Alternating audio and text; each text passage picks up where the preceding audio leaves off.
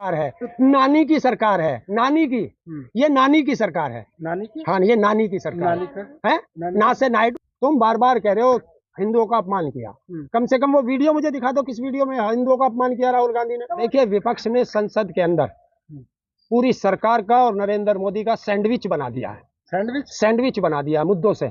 और उस सैंडविच को खाने के लिए कल ही नानी में से एक ना आ चुका है दिल्ली। ये किसान कौम है, ये 300 साल तक भी ना भूलती, जिसके भाषण के बीच में देश के प्रधानमंत्री को 2 बार खड़े होकर बोलना पड़े, देश के गृह मंत्री को बोलना पड़े, देश के रक्षा मंत्री को बोलना पड़े, हैं?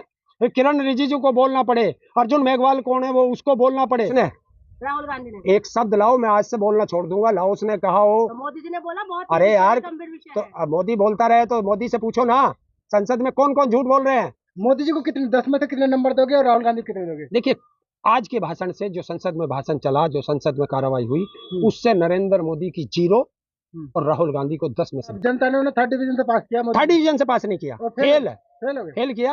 ये तो नानी की सरकार है। राम मंदिर टपक गया, मैं नहीं कह रहा, वहां के मुख्य पुजारी ने कहा। देखिए, नरेंद्र मोदी ने अपने जिस जिस विकास का उद्घाटन किया वही विनाश की तरफ गया।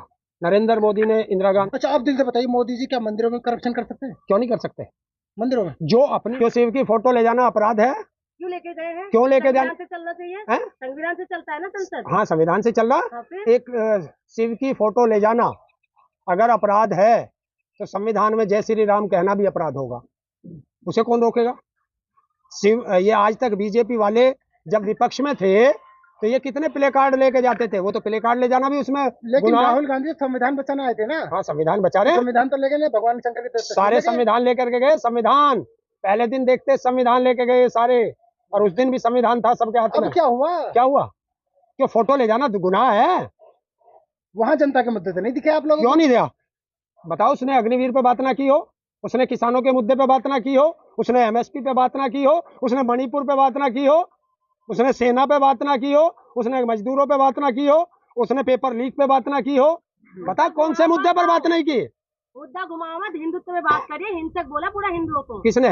राहुल गांधी ने। एक शब्द लाओ, मैं आज से बोलना छोड़ दूंगा। लाओ उसने कहा हो तो मोदी जी ने बोला बहुत अरे यार, गंभीर विषय तो है। अब मोदी बोलता रहे तो मोदी से पूछो ना, संसद में कौन कौन झूठ बोल रहे हैं। संसद में नरेंद्र मोदी झूठ बोल रहा, संसद में अमित शाह झूठ बोल रहा, संसद में राजनाथ झूठ बोल रहा। अग्निवीर के फादर ने अपनी वीडियो जारी करके कहा है कि हमें कोई कंपनसेशन भारत सरकार से नहीं मिला है, कोई सेना से नहीं मिला है, जिसका बेटा शहीद हुआ है। अब बताओ संसद में किसने झूठ बोला? अब राजनाथ उस अग्निवीर के फादर से और देश के अग्निवीरों से माफी मांगेगा? बताओ, जवाब दो। तो राहुल गांधी को लेकिन राजनाथ सिंह ने यह भी तो कहा कि ये तमाम जो एक्सपर्ट हैं उनसे सलाह लेने के बाद लागू की गई थी। कौन से एक्सपर्ट्स हैं? जितने भी सेना के रिटायर्ड अधिकारी हैं, जर्नल हैं, सबने मना कर दिया, हमसे तो कोई सलाह नहीं ली गई। सेना इसके खिलाफ थी, तो फिर किससे एक्सपर्ट है? कौन है वो एक्सपर्ट? उसका नाम बता दो, नाम जारी करो ना। कोई चोरी थोड़ा ही है कि अगर आपसे सलाह ली गई है तो आपका नाम लेने में मुझे दिक्कत आएगी। लेकिन ये भी तो दिखाया जा रहा है कि अग्निवीर से 1 करोड़ लोगों को फायदा भी हुआ है। किसको हुआ?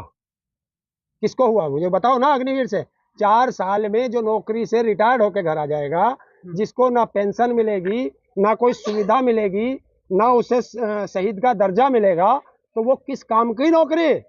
शंकर जी की फोटो लेके पहुंचे हैं। हाँ, संविधान का वादा किया था। हाँ, संविधान बच गया। हाँ बच गया, जनता ने बचा लिया, जनता ने बचा लिया। जनता ने मजबूत सरकार को मजबूर सरकार बना दिया। बचा है, कुर्सी बची है। संविधान बचा है, कुर्सी नहीं बची। ना कुर्सी नहीं बची। कुर्सी भी बचेगी, आज नहीं तो कल, कल नहीं तो परसों। ऐसी भी क्या जल्दी है? ये तो देश चलेगा वर्षों।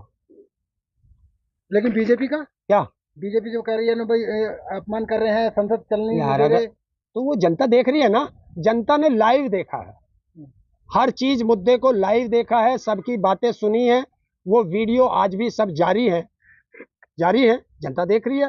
तुम बार बार कह रहे हो हिंदुओं का अपमान किया, कम से कम वो वीडियो मुझे दिखा दो, किस वीडियो में हिंदुओं का अपमान किया राहुल गांधी ने। तो राहुल गांधी ने हिंदुओं का सम्मान किया है, और नरेंद्र मोदी ने, अमित शाह ने और बीजेपी ने और आरएसएस ने हिंदुओं का अपमान किया है।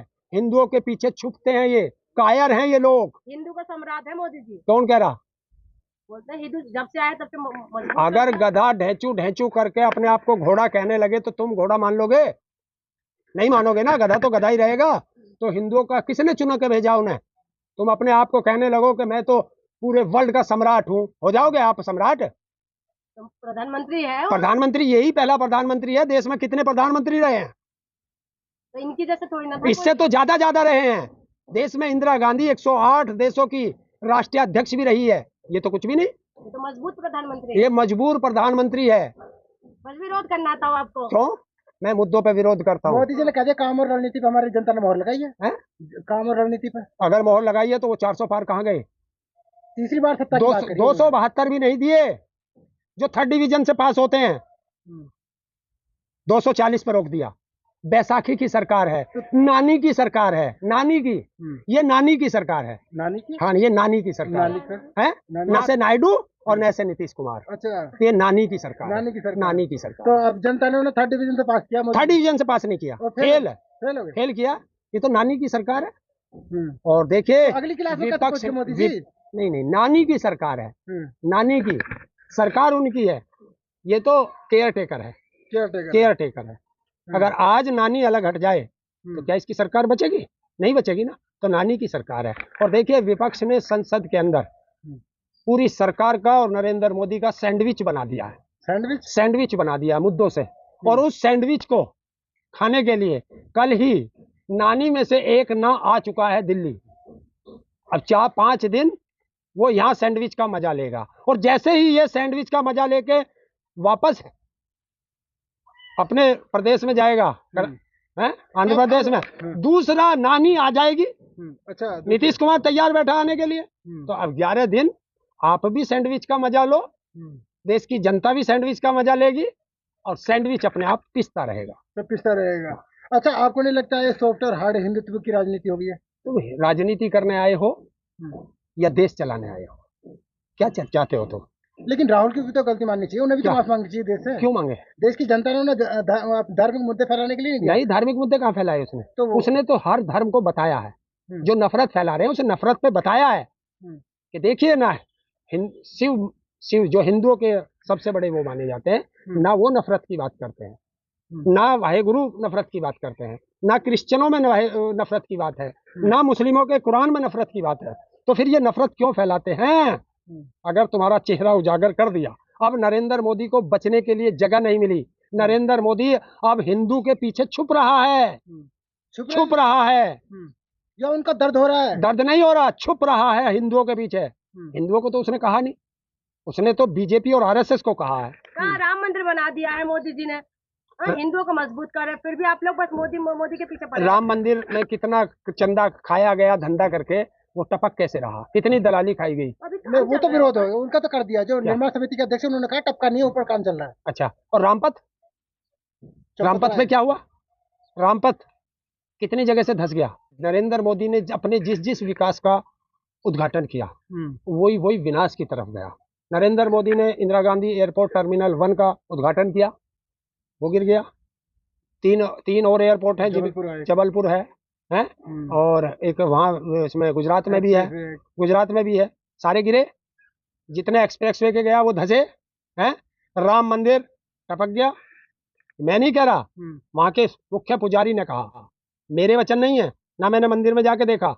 उस पुजारी ने बताया, जो उसका मुख्य पुजारी है, उसने बताया कि चूराहा है, मंदिरों में पानी भरा पड़ा है। अच्छा, आप दिल से बताइए, मोदी जी क्या मंदिरों में करप्शन कर सकते हैं? क्यों नहीं कर सकते? मंदिरों में जो अपनी माँ को माँ ना मान सके उसे आप क्या कहोगे? जिसने अपने माँ बाप को नकार दिया हो कि मैं इनकी औलाद नहीं हूं, तो उसे क्या कहोगे आप? उसने बता दिया मैं बायोलॉजिकल नहीं हूं, मैं तो ऊपर से आया हुआ हूं, तो और क्या कहोगे? जो अपने माँ बाप को नकार सकता हो तो तुम्हारी और हमारी तो औकात क्या? उन्होंने कहा नहीं है कि लगता है, ऐसा बोला उन्होंने। हाँ, कैसे लगेगा? में है मामला। तो इसका मतलब आप में बुद्धि नहीं है, आप में बुद्धि नहीं है। हिंदुस्तान में कोई बिना बायोलॉजिकल है? पशु हो, पक्षी हो, इंसान हो, कोई भी बिना बायोलॉजिकल है ही नहीं, सब बायोलॉजिकल है। लेकिन पूरा विपक्ष उनके पीछे पड़ा हुआ, फिर भी वो देश में सत्ता आ गया मोदी जी। कहाँ है? किसने बताया देश में आ गया? अकेले मोदी अभी भी चिल्ला रहे हैं। देखिए, एक अकेला राहुल गांधी दहाड़ रहा था, है, और पूरा सत्ता पक्ष पानी मांग रहा था, जिसके भाषण के बीच में देश के प्रधानमंत्री को 2 बार खड़े होकर बोलना पड़े। देश के गृह मंत्री को बोलना पड़े, देश के रक्षा मंत्री को बोलना पड़े, हैं? फिर किरण रिजिजू को बोलना पड़े, अर्जुन मेघवाल कौन है वो उसको बोलना पड़े, कितने लोग बोले खड़ा होकर उसके बीच में। और जबकि ये नियम नहीं है, तुम्हारा समय निश्चित है। तो ये होता है डर। जब विपक्ष मजबूत होता है तब सत्ता घबराती है, और इसीलिए देश की जनता ने अपना विपक्ष मजबूत भेजा है, और वही मजबूत जनता के मुद्दों पर संसद में लड़ रहा है। इसलिए सत्ता पक्ष घबरा रही है, डर रही है, क्योंकि 10 साल के में नरेंद्र मोदी के पास वही पुराना रटा रटाया जवाब है हिंदू और मुस्लिम का। कोई प्रधानमंत्री जो राष्ट्रपति ने भाषण दिया उसे लिखवा के जो भी बुलवाया, क्या मणिपुर पे देश के प्रधानमंत्री बोला? 2.5 घंटे तक मोदी ने कथा रामायण करी संसद के अंदर। क्या मणिपुर पे बोला? क्या लद्दाख के लोगों पे बोला? मणिपुर में बोले मोदी, क्या बोले? हिंसा रुकी है। कहाँ रुकी है? कहाँ हुई है शांत? क्या देश के प्रधानमंत्री को जाना नहीं चाहिए था? लद्दाख पे बोले, अग्निवीर पे बोले, बच्चों के पेपर लीक पे बोले, किसानों की एमएसपी की गारंटी कानून पे बोले, 750 के ये तो तारीफ कर दीजिए। क्या किसानों की एमएसपी भी बढ़ाया रेट? अरे यार, मैं एमएसपी बढ़ाने की बात नहीं कर रहा, मैं कह रहा हूँ एमएसपी पे गारंटी का कानून दो। उस बढ़ी हुई एमएसपी पे बिक कितना रहा है? भूले ना आप। कौन? एमएसपी को ये किसान कौम है, ये 300 साल तक भी ना भूलती, ये ध्यान रखना। किसानों के 750 किसानों की शहादत हुई, किसकी गलती से हुई? इस पे बोला। किसानों के ऊपर गाड़ी चढ़ा के उनके मंत्री के बेटे ने हत्या कर दी, उस पे बोला है? अरे किसी चीज पे, मजदूरों पे बोला है? मीट वाली कंपनियों से तुमने जो है चंदा ले लिया, उस पे बोला। अडानी को तुमने सारा देश बेच दिया, उस पे बोला। और जो राहुल गांधी ने पूछा था कि 20,000 करोड़ रुपए किसके हैं, नरेंद्र मोदी बोला कि अभी 4 तारीख को शेयर बाजार में अमित शाह और नरेंद्र मोदी ने कह करके लोगों के शेयर में पैसे लगवाए, 11 लाख करोड़ का 4 तारीख को, 3 तारीख को, और 13 लाख करोड़ का 4 तारीख को उनका नुकसान कराया। तो ये कौन जिम्मेदार है? तो ये है, इस पर बोलेगा? नहीं बोलेगा। अच्छा, 2 नेता है, राहुल गांधी और मोदी जी। मोदी जी को कितने, 10 में से कितने नंबर दोगे और राहुल गांधी कितने दोगे? देखिए, आज के भाषण से, जो संसद में भाषण चला, जो संसद में कार्रवाई हुई, उससे नरेंद्र मोदी की 0 और राहुल गांधी को 10 में से 10 में से 10 10 में से 10 में से 10। लेकिन मोदी जी, देखिए, देश के नेता को ऐसे ही बोलना चाहिए, विपक्ष के नेता को ऐसे ही बोलना चाहिए। विपक्ष के नेता का काम क्या? उसे कहीं पुल नहीं बनाने, उसे कहीं सड़क नहीं बनानी, उसे कहीं शिक्षा नहीं देनी, उसे बच्चों को रोजगार नहीं देना, उसे इन सब के मुद्दे संसद में उठाने हैं। विपक्ष का काम क्या? लेकिन मोदी जी ने तो राहुल गांधी को बच्चा बता दिया, बच्चा बता दिया, बचकानी हरकत है। देखिए, हाँ बिल्कुल करेंगे नरेंद्र मोदी ने। अब तो फिर वही आ जाओगे, मैं उसमें पूरी कहानी है, ये थोड़ी देर सुनना पड़ेगा आपको। जिस तरह नरेंद्र मोदी ने एक बच्चे की कहानी सुनाई, वो उस बच्चे की कहानी नहीं, वो नरेंद्र मोदी की खुद की कहानी थी, खुद की कहानी थी। और वो अपनी कहानी बताते बताते राहुल गांधी की तरफ फेंक रहे थे, क्योंकि जब राहुल गांधी जी संसद में बोल रहे थे तो वो नरेंद्र मोदी और बीजेपी सरकार को धो रहे थे। वो किसानों की एमएसपी पे धो रहे थे, किसानों की हत्या पर धो रहे थे, बच्चों के पेपर लीक पर धो रहे थे। हाथरस अभी ये बाद में हुआ है, किस मुद्दे पर नहीं धोया? करप्शन पे धोया, भ्रष्टाचार पे धोया, हर मुद्दे पर धोया नरेंद्र मोदी को और बीजेपी सरकार को। तो वो जो कह रहा था कि मुझे उसने पीटा, मुझे उसने पीटा, मुझे उसने पीटा, वो बच्चे को बता रहे थे, हैं? लेकिन वो बता नहीं रहा था। तो इसने किसानों के मुद्दे पे पीटा, मजदूरों के मुद्दे पे पीटा, महिलाओं के मुद्दे पे पीटा, मणिपुर पे पीटा, मेघालय पे पीटा, वो लद्दाख पे हैं, युवाओं के मुद्दे पे पीटा, बेरोजगारी पे पीटा, महंगाई पे पीटा। तो ये बता नहीं रहा मोदी कि मुझे क्यों पीटा संसद में। तो फिर यही मुद्दा था। फिर इसने बताया कि वो तो टिफिन चोर है, अपनी माँ को गाली देता है। तो टिफिन चोर नरेंद्र मोदी है। देखो कितना इसने जो है उसमें, वो क्या था, वो बॉन्ड में कितना पैसा चोरी से खाया, कितना अडानी से लिया चोरी से। और जो 5 किलो अनाज पूरे देश में जितने लोगों को मिलता है 80 करोड़ को, हिंदुस्तान में एक भी व्यक्ति ऐसा नहीं होगा जिसे 5 किलो मिलता हो। 4 किलो मिलता है, 1 किलो की वहां चोरी होती है। कौन खा रहा है? इसका कौन जिम्मेदार है? नरेंद्र मोदी, क्योंकि उसकी योजना है। उसने मॉनिटरिंग क्यों नहीं कर रहा? तो चोर ये हुआ, टिफिन चोर हुआ, जनता के खा गया। अपनी माँ को गाली दी, तो नरेंद्र मोदी ने अपने आप को बायोलॉजिकल नहीं बताया, तो ये माँ को गाली दी। नरेंद्र मोदी ने राहुल गांधी की माँ को गाली दी, इसी संसद के अंदर दी या किसी रैली में दी थी, जब कहा था 50 करोड़ की गर्लफ्रेंड, कांग्रेस की विधवा। तो गाली कौन दे रहा है? तो नरेंद्र मोदी ने जो जो किया वो बता रहा था कि मैं ऐसा हूं, और राहुल गांधी का नाम ले रहा था। ये सारा किस्सा था। चलिए ठीक है, बहुत बहुत शुक्रिया।